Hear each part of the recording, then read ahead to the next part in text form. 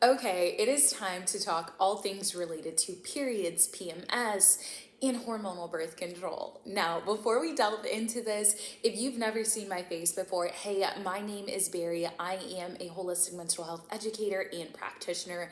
Basically, I teach people how to take their periods from problematic to perfect through living in sync with their cycle in a process that I also like to call optimizing your flow. In today's video, I am going to be doing a Q&A and running through some of the questions you have left me over on Instagram. So let's delve right on in. I'll start with the first question. What is the best period pain reliever? Now, there are two recommendations I have for you. First and foremost, I love to start with organic red raspberry leaf tea. It helps to strengthen and tone the muscles of the uterus, and honestly, it lightens the flow a bit based off of all of the different components and nutrients in it. But if you're not a tea girl, if you don't want to get my tea called Daily Flow, I understand, highly recommend, but I also love to recommend something called Semaine. Now, this is plant-based period pain relief. It is the number one period pain reliever I recommend because it actually nourishes the body. There are 9 incredible ingredients in it, from magnesium to reversatol. Why am I struggling to say that? It also has things like boswellia and ashwagandha. So that is also what I would recommend. I will leave my recommendations linked down below for you. What to do when your cervix is too low that the period cup doesn't want to stay in. So for those of you who don't know, there are other things to use aside from tampons and pads. The things that I love to recommend are menstrual cups as well as period panties. We can talk about that in another video. But if you are somebody who knows that your cervix is too low and the period cup actually won't stay in, there are 2 recommendations I have. First and foremost, I'd love to recommend menstrual disc because they can sit a little bit differently than a cup will, especially because it gets inserted further in. And I also love to recommend period panties. It's very simple. Think panties, but instead of having to put on like a tampon or a pad, you just get to bleed in the actual panty. I know we need to have a whole discussion about that.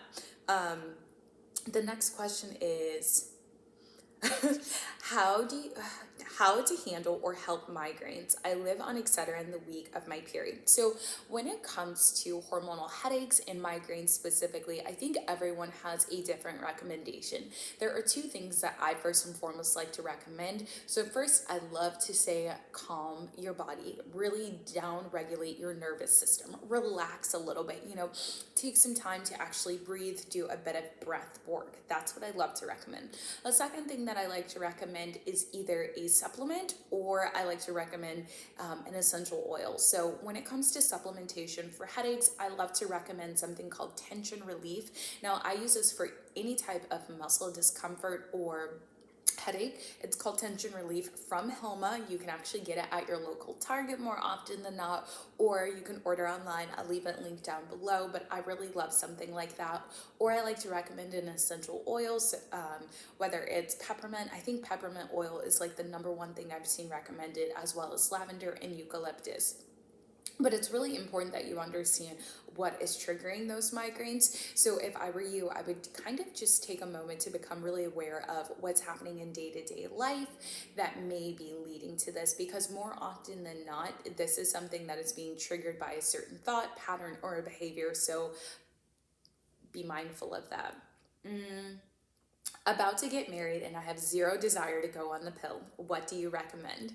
So I recommend something called the fertility awareness method. This is a natural contraception method that you can utilize in order to not go on hormonal birth control. Now, let me be the first to say that I've personally been on hormonal birth control. That was 6 years ago. I'm so glad I'm no longer on it, but it was something that I didn't like because I felt out of control of my own body. And I also didn't know what the repercussions of taking hormonal birth control could be. Now, like I said, I recommend something called the fertility awareness method. Now, I do want to be very, very transparent with you. If you're somebody who is lazy or somebody who doesn't like to pay attention, you do things kind of absentmindedly, this may not be the method for you, but I would recommend the fertility awareness method. Now, there are so many different kinds, but personally, I just recommend that you find the one that works the best for your lifestyle and kind of practice it from there. If you would like to know the fertility awareness method that I personally practice, leave it down in the comment section because I would be more than willing to explain the symptothermal method to you and everything in between.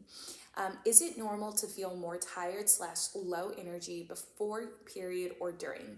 Now, let's be honest, this is extremely common, but just because something is common doesn't necessarily mean it's normal. Now, I would like to kind of provide some context. My iPad is dying, my camera is dead. Oh my God, let's hope I can get through this really quick. Okay, so when it comes to your energy levels throughout your menstrual cycle, what you really need to know is you'll always generally have 2 weeks of high energy and 2 weeks of low energy. That is one of the things that I teach inside of Optimize Your Flow, and it's just kind of a rule of thumb that I love to share with people.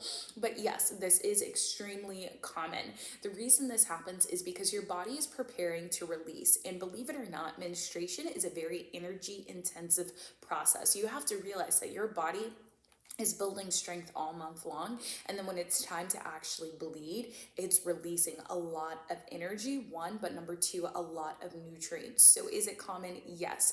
My hot tip for you, a little holistic hot tip, is if you have the ability to take some time to scale back the amount of work you do the day before your period, the first day of your period, and the second day of your period, and just kind of align your life. It will literally transform it. So I hope that helps.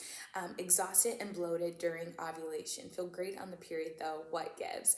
Honestly, this could probably and more likely is linked to your progesterone levels being higher throughout ovulation. Now, I don't know 100% for sure what it's linked to for you, but more often than not, when you're experiencing like any type of fatigue, you're experiencing any type of bloating or like ovulation pain, more often than not, it's because the progesterone is higher throughout that phase of your cycle than it should actually be.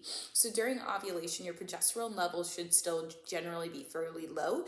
It's post-ovulation when it will increase. Now, if I were you, I would talk to your primary care physician or your OBGYN and ask if you can take Vitex. Even speak with a registered dietitian. Chase Treeberry, also known